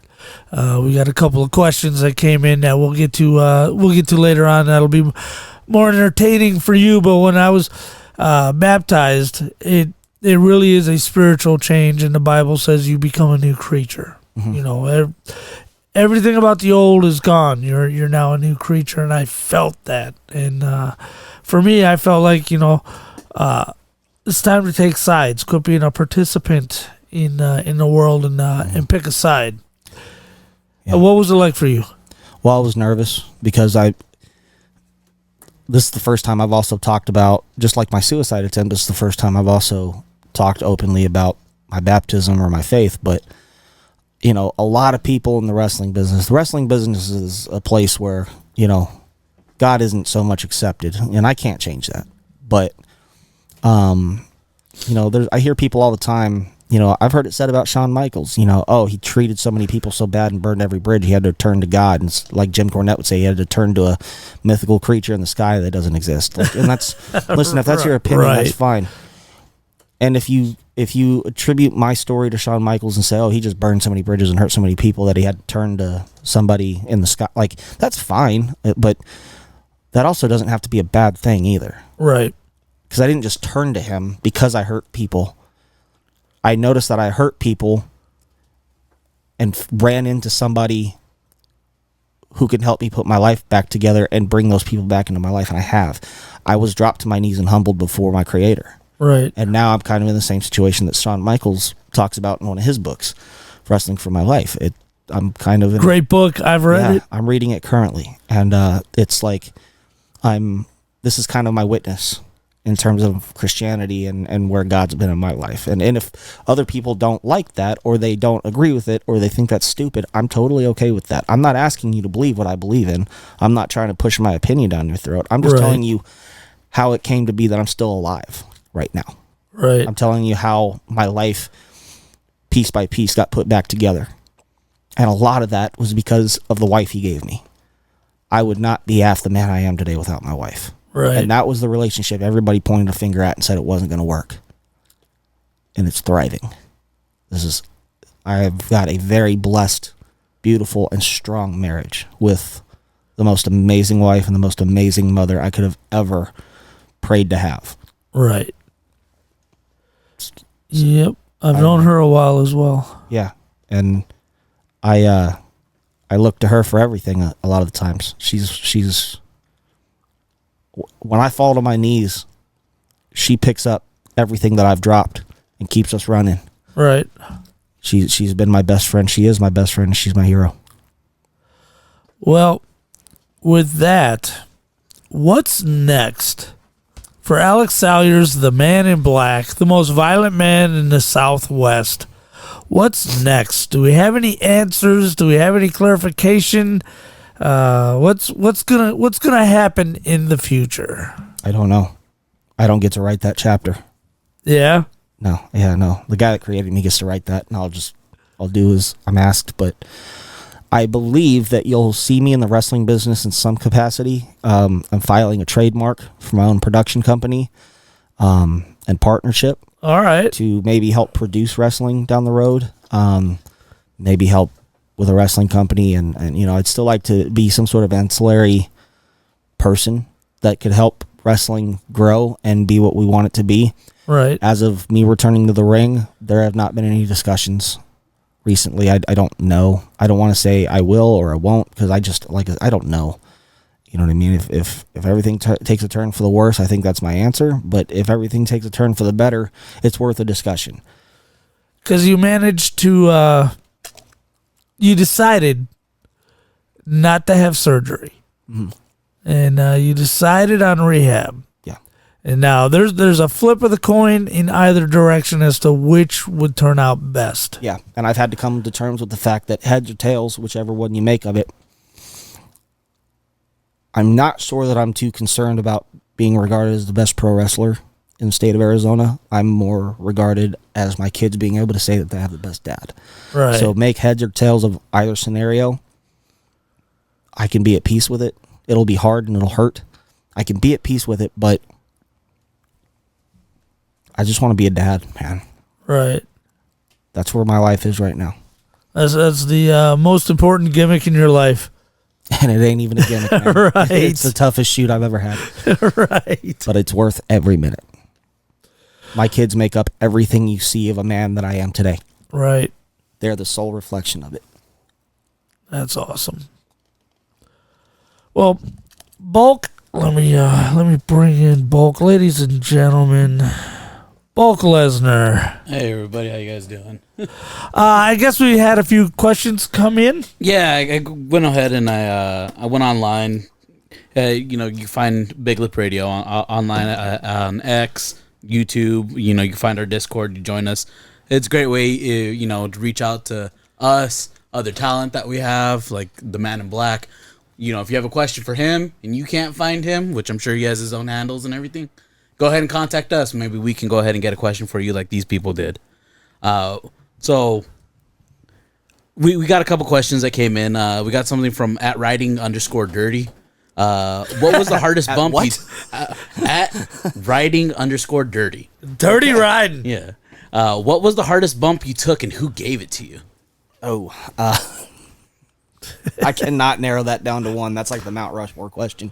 I can tell you the hardest bump I watched you take was jumping off the top of that cage. That one was rough because the ring came back up and bit me. One of the hardest bumps I've ever taken that I got a stern talking to about was I got thrown off the side of the ring at the Nile. The Nile has an underground concert hall type thing. I got thrown off the side of the ring over the steel steps and landed back first on the floor, and you can hear my body echo through 2 stories of floors, 2 stories of a building. Damn. And they didn't know it was coming, but my producers back there heard my body hit the floor, and it echoed from the ring all the way to the gorilla and to our production setting. Right. So that's one that always stands out to me because of the reaction I got and because of the stern talking to I got after that. And they weren't mad at me when I say that. They weren't mad at me. They were just like, dude, you do not have to do stuff like that. We appreciate that you're willing. Mm-hmm. We don't need you to do that because we need you back for TV next month. Yeah. Right. Well, real quick, we've got a call on the line, a caller named Jonathan. Jonathan, do you have a question for Alex Salyers, the Man in Black? I do. I was wondering, what's your favorite match you've ever done? Ooh, that one's hard to narrow it down to. One that is very sentimental to me is I wrestled Alexander Hammerstone, and this was for a charity show that I and a few others had put together for a young lady that was always coming to my shows, and she was battling cancer. She was at Phoenix Children's Hospital, and her family had asked me to come to the hospital on her birthday dressed in my character stuff, and I showed up and got to know her really well, and it was terminal, so she did pass away, but I didn't want the family to have to go through all that by themselves and financially and stuff, so we did a tribute show to a young lady named Ruby Ramirez. Right. And I was able to have a match with Hammerstone in the main event, and we raised a lot of money for that family. And the original jacket I've had through my whole career, I was hoping to give that to Ruby if she were to beat the cancer and get out of the hospital, because she said she wanted to be a pro wrestler. And since she didn't, I gave that jacket to her mother in the ring on that show with a bouquet of flowers. And I'll just always remember that night, because that to me, if you ever ask me, what success have you had? You're not on a contract. You didn't get signed. That's okay. Like, Right. I got to make somebody else's life better and make them happy in their darkest moment because of what I get to do inside of a wrestling ring. That's my job, regardless of a contract or not. My job is to take you on your hardest day in a moment where your life might be in shambles and whatever, and you need a break from that. Right. Let me go out there and entertain you and distract you from all of that and make you happy. That's awesome. John, thank you so much for the call. Thank you. All right. Talk to you later. All right. Well, got another question from the boy in green. He said, if you would have to give up a part of the Man in Black outfit, what would you give up? The hat, the jacket, the weaponry? Well, I don't wear this. This is just me personally. This is what you get outside of a wrestling ring. In terms of when the Man in Black dons that jacket and everything, I don't know that I'd give any of it up. Honestly, everything that I'm wearing from top to bottom has a sentiment to me, and the jacket's the last thing I'd ever give up, because that has a major story in my life, my career, and my upbringing outside and inside of the wrestling business. I could use a new pair of boots, though. I'll give up the boots I got. I need a new pair. Nice. And got another one that came in from Noob Slayer 69. He said, when are you going to come back to take Pappa J's beard from him? That is not right. Same thing as when I took his hair. When I get tired of seeing that pubic hair on his face, I'll come shave that off too. I'm just barely getting used to seeing him with no hair. Tired of that damn ponytail. For those who do not know, we had a wrestling match here at the Big Lip Radio studios a year ago, I want to say December 11th. I'd have to look it up. Anyway, you go to our YouTube, Big Lip Radio YouTube, and you can see it's about 53 minutes long, 3 matches. The last match involved me and Gino putting my hair up against Zach, and Alex putting his Zach's daughter's soccer career on the line. And it didn't end well for me. I wish wrestling was actually fake, so I could have picked the right guy. But yeah, given the way things went, I'm now appalled. Teach you to bet against the Man in Black. No, I'll teach you to bet against the kid. Bet against the child, the Man in Black showing up. Right. And I got a final question from Darkfire Blacken. And he said, who is your favorite person that announced you into the ring, and why is it Brock Lesnar? You didn't do a bad job, but man, it's hard to give you the credit all that much when you got somebody like at AWF, our ring announcer. She's always wearing a pretty sparkly dress, and she's not a bad looking woman. So, right. I mean, I'm just soft in different areas. Yeah, that's all right. I'm more than the sum of my stomach. Yeah, sorry, man. Callie's got you beat, man. She's done some really cool things on the microphone with me in the ring that really helped get me over. She's really good at her job. She's I mean, for now, just to make you feel better, I'll tell you that it was you. But ultimately, you never lie when you're looking the person in the eye. Yeah, Callie was my favorite. Still to this day, she's my favorite. Hey guys. Hey. There he is. Blake. What's up, guys? I'm sorry. I hung up on you because I'm a jerk. Did you have a question for the Man in Black? Absolutely. I got a couple here for him. All right. Let's see. All right. The first one is, if you had to pick one match that was the most fun for you to perform, which one would it be and why? Ooh. Damn. Hey, man. I miss you. I miss you too, Good brother. hearing your voice. Shit, the most fun match? one of the most fun matches I've ever had was probably Chris Evans. We had, I think it was the second match in that later 3 series. I want to say it was a Falls Count Anywhere match, and we have had more than one, but this one stuck out to me because of how creative it was.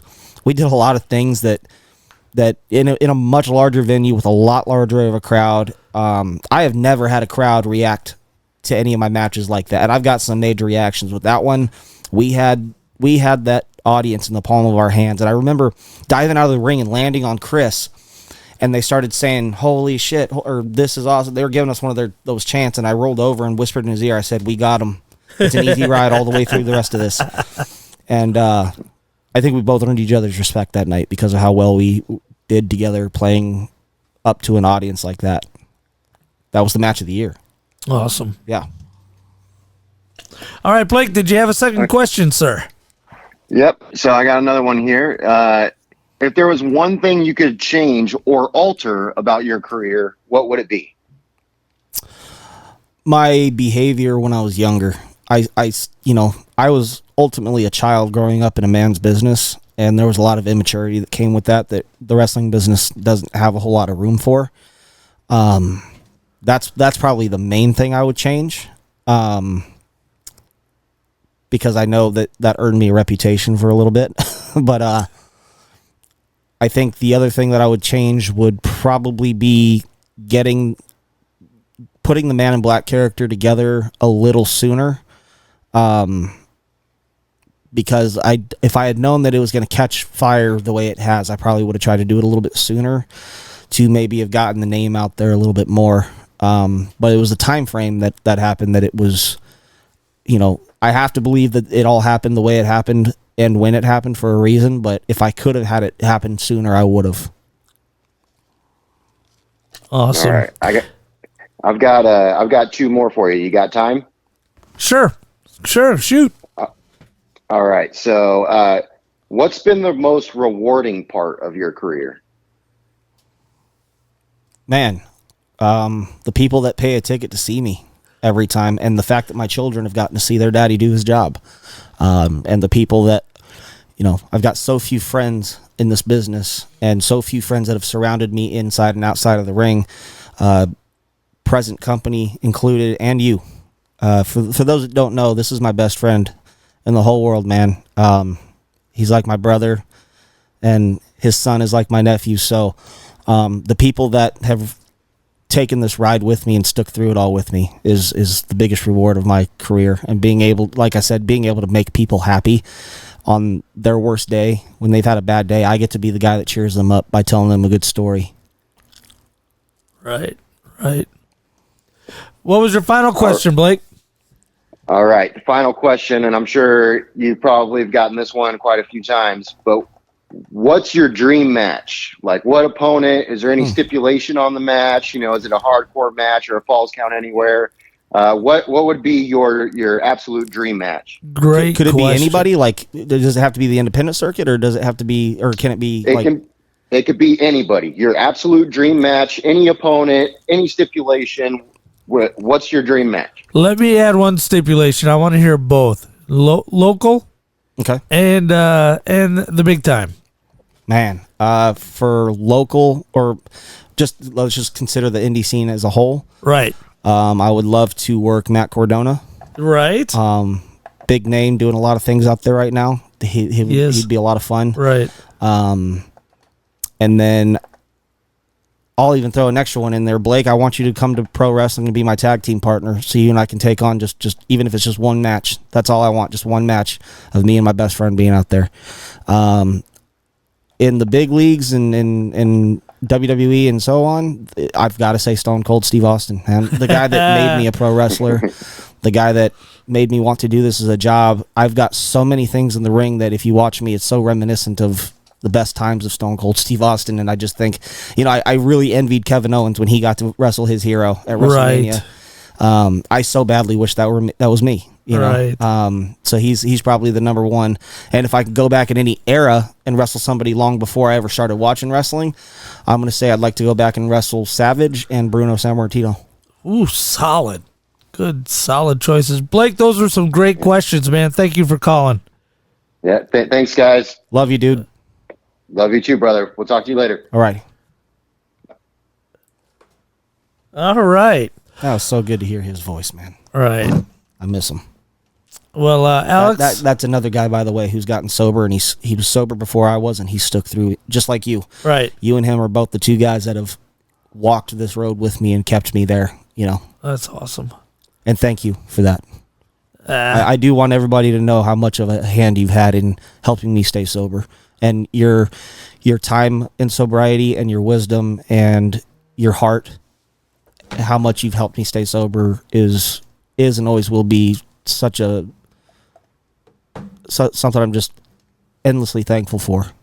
Got to give it away to keep it. That's right. One of the many ironies of this whole friggin' deal. And Alex, thank you so much for your time.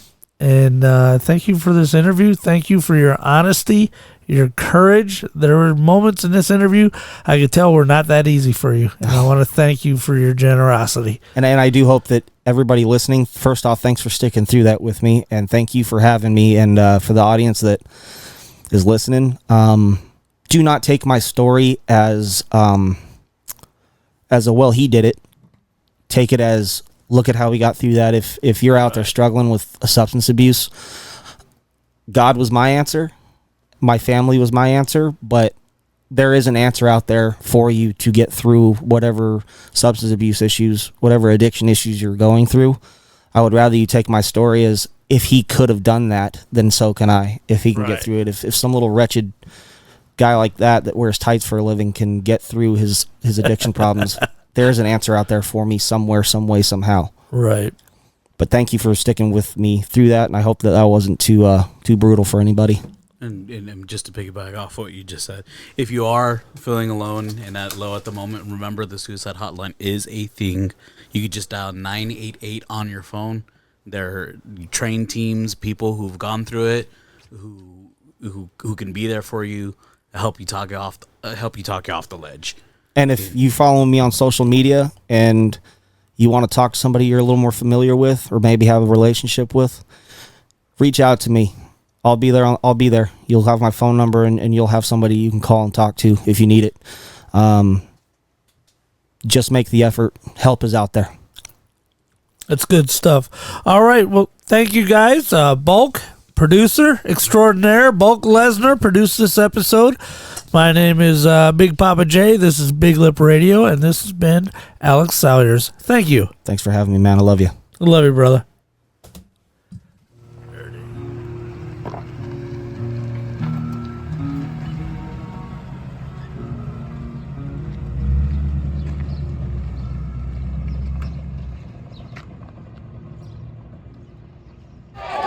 Welcome to AWF The Reckoning. Right off the bat, it's Anthony Alpha taking it to the AWF champ, Alex Salyers, the AWF State Champion. He misses with the chair shot. Oh, right to the skull. Are we going to talk about the guy in the crowd holding Mr. Laid out. Oh, that's you got unbelievable. Your wish we don't is need our to talk command. about it.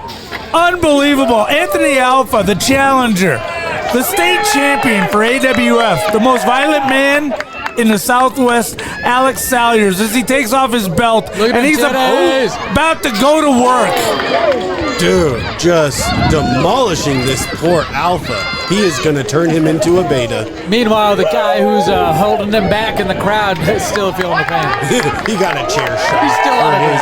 All right, ladies and gentlemen, my name is Big Pappa J. I'm here with Z Money, and I'm here with Biggie. We're calling this match from October, The Reckoning, AWF cage match for the Arizona Wrestling Federation State Championship. And Anthony Alpha's not letting Alex in the ring. This has been going on for 30 seconds. Sawyer is not going to deal with this, Pappa J. There's no room to breathe. Oh, there it is. The most dangerous man in the world does not do this. Oh, for crying out loud, that was skull on steel. That was skull on steel. Come on, ref. Check him, ref. Is he okay? Oh, this is not good. fine. Alex still has to get in the ring.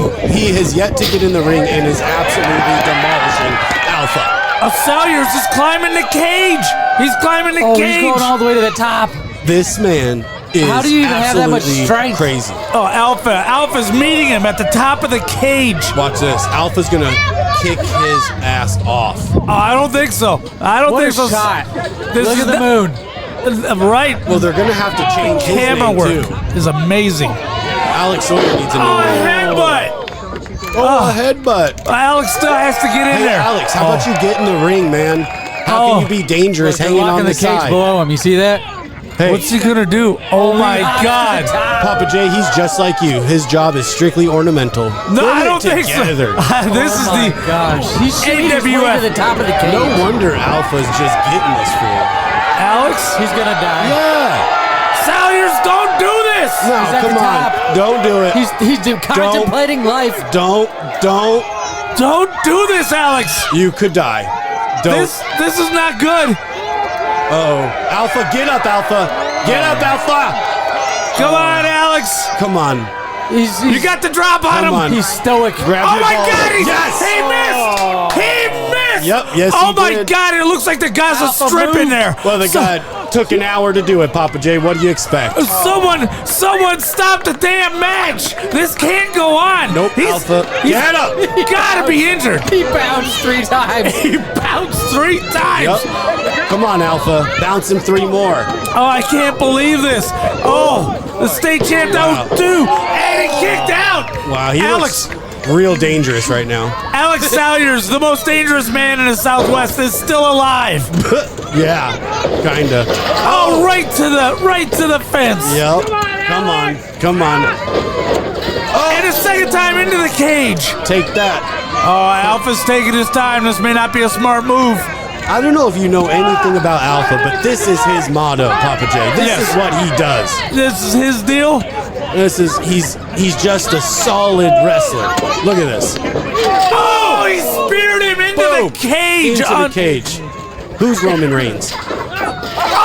Oh! Nobody's Salyers Whoa. moves just in time. Come on, Alpha. You still got this. He's on the top rope. Oh, a high cross body Oh, no. and a 2. Oh, Alpha kicked out. Ooh, yes, he did. Oh my God. I'm already out of breath. The match just started. This is crazy.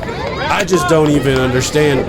This is a very well back and forth match. This is the kind of action you get at Arizona Wrestling Federation. Now, you could be a new guy in town and call yourself Awesome Wrestling Federation, but you're not the AWF. Ladies and gentlemen, this is the kind of action you get at Arizona Wrestling Federation. Would you look at this crowd? We have a great crowd here, Papa Sold J. out. Sold out stadium. Oh, foot to the face. Yeah, that's what happens. How'd you like that taste? Ha! Oh, a knee to the gut. Alpha's going to the top rope. What's he got planned? Oh my God, a high cross body. Oh, And no. a reversal. Whoa. Alex caught him. No. Alex caught him through sheer strength. No. Up on his shoulders. What is he gonna do? Come on, he's Alpha. gonna press him. He's pressing him He can't do it. into the cage. Unbelievable. Wow. What a match. I am telling you what. Unbelievable. Alex is still recovering from that launch off the top of the cage. But deadlifted Alpha. Oh my God. Can't keep him down, though. No, you can't. Nope. The strength of Alex. Listen to the support for the AWF Arizona State Champion, Alex Salyers, as Anthony Alpha and Alex both get to their feet. Oh! These people just don't know Alpha yet. They don't respect the man. He's so good and doesn't get the crowd respect as he should. Are you seeing these kicks to the face? It's unbelievable. Come on, Alpha. Alex is outside the ring. Is he conscious? What if this was for the championship? It's for the state championship. I think Alpha's taking it home. Come on, Alpha. Finish him off, buddy. Oh, he's rubbing his face against the cage. Oh, that's gotta hurt. Oh, it's unbelievable. Oh, you're so dangerous. Oh, man, you're like an unlethal Oh no, weapon. forearm to the back, up against the rope, he's choking him. Whoa, is this Papa J and his wife or the wrestling match? He's choking him. It does look a little bit like my sex life, but we can't get into that here. We've got big things on the line, man. This is for the Arizona State Championship. Alex is going to make a comeback. Nope. Whoa, off the ropes. Back elbow, and Alex is down again. My man Alpha just keeps bringing Alpha it. for the pin. 2. That's a kick out. Unbelievable. How many 2 counts is this? Alex is the 2 count undangerous man. Oh, man. Come on, Alpha. Into the corner. Alpha stalks his prey like a lion. Are you a chop to the chest. I feel like there's just such hate in their eyes for each other. Oh, these 2 studs are giving you everything they got. Not holding back at all. Incredible. This is what it's about. Into the corner, and a boot to the head. Big boot. Alex is wrapping him up. What? No. Oh, count of 2. Almost stole it. Oh. And it's reversal after reversal in this match. Super kick. Did you see that super kick right to the dome? Right to the side of the head. God. As a pin attempt. 1, 2. Alex is back out. Alpha just needs Alex's the back fans is out. behind him. He will get it when they see what a talent this Alpha really is. Oh, European uppercut. And a knee to the gut. We're looking at a suplex. Alex goes up and down he goes. Beautiful suplex. Oh, there it is by in a pinning combo. 2 and another kick out. Alex won't go down. He's not going to stay down. What a move by Alpha. Did you see that? Move. I wouldn't even know what to call that. Some kind of sit-down power bomb. It was. Oh, come elbow to the chest. Alpha's climbing the ropes. Taking it high risk. He's in the high rent district now. Where is this? He's climbing out of the cage. Where's this match taking place? He's up at the top. The match is taking place at the Tap Room 120. Right outside of Mattress Firm. Where's that? It's right outside of American Furniture Warehouse on Ellsworth, just north of the freeway. Oh, because that makes so much more sense. If you hear all these idiots in the crowd yelling for Alex, what are they doing? Because Alex is the most popular state champion. Some would say this championship is the premier championship in AWF, even more than the world championship. Alex has defended it and sold out arenas doing so. He's getting Alpha on the top of the cage. Shit, he's at the top. Come on, Alpha. Yeah, He's gonna baby. show us how to do it And right. off he goes. That's oh how my it's done. God! That's how he it's hit done. him. He blew his knees. Come on, get Oh, to the pin. he Get to can't the cover. pin. There's not enough left to cover. His Get knees to are the. blown. Oh man, He can't make the cover. he could not capitalize. Oh my God. Shit. Off the top of the cage, the courage of young Alpha What'd I tell you? over the more experienced Alex Salyers. Future superstar. in this Unbelievable. outfit. Wow. Are we gonna get a double count out? Get up, They're Alpha. up to 4? 8. 9. 9? Oh my God. He's got him Come on, covered. Alpha. 1, Nope. 2. Oh, Alex kicks out. No. That was 2 and 9/10. Oh my That was the closest God. I thought he was going to get him. I thought it was over. That was absolutely a slow Hey, count. who's the guy in the skirt up front here? My voice is getting wrecked. God, what? This ref. This is crap. What a slow count. You think you're calling it on a slow count? Get it together. Oh, the 2 are trading hands. Yep, Alex. It's unbelievable. Come on, Alex. You got nothing. Oh, Alex against the ropes and a tornado fist. Oh, no. Oh, almost got the stunner. Whoa. Oh, Whoa. Alpha misses with the drop kick. Swings wildly. Oh, Alex lands on his feet. With the moonshot. Did he hurt his Looks knee? like it hurt the knee a little bit, Oh, Pappa J. And that's not good. Now where Alex is he at? Back against the steel cage. tangled up against the ropes. Come on. Get up. No. Oh, Alex comes out of a body Oh, slam. no. Right into the cage. Sends Alpha into the cage. Oh my God! He's gonna. Oh, he's No, gonna. no. Jackknife powerbomb. No. Here it comes. Oh, No, Alpha no, no. grabs the cage. No. What I tell you. He's climbing out. He's climbing out. Alex on. has him. Go, go, kicked in the go. head. Kicked in Come the on. head, and Alex got him again. But a lot of people don't understand how hard it is to climb this cage. That is no easy feat. Oh, wow. Rips him right off the top of the cage. What a match. Oh my God, he's going for the pin. Alex is. Oh, How do these guys have anything left in the Both their tank? knees are blown out. Backs are blowing out. Asses are blowing out. Everything's blown out. Oh, no. I've got nothing left just calling this match. What a great match. Holy cow. The two lions get back to their feet. How lucky are we to get to call a match like this? It's unbelievable. Oh! Oh! That was a version of the skull crushing finale. And he missed it, but the stunner! He got it with the stunner! 2, 3! And Alex retains! Oh, ladies and gentlemen, Great match by Alex Sawyer. Alex Salyers defends his AWF State Championship. Man. October 24th at The Reckoning. After a match like that, how can you not be sold on both of these superstars? Freaking incredible. Both of these men took years off their careers. Crazy. Back and forth.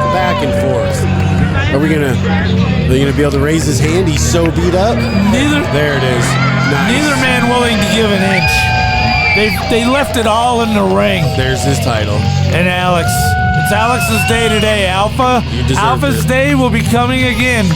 This is a young and upcoming superstar. Are we gonna see a show of respect? Defeated by the very best Arizona State champion That was no show of respect. That was show of disrespect. As Alex takes his well-earned accolades. And right at this point is when half of the people go get a new bed. Right. No free plugs. Alex is at top of the cage and on top of the world. Ladies and gentlemen, Alex Salyers. What a performance. The freaking most dangerous guy in the world for a reason.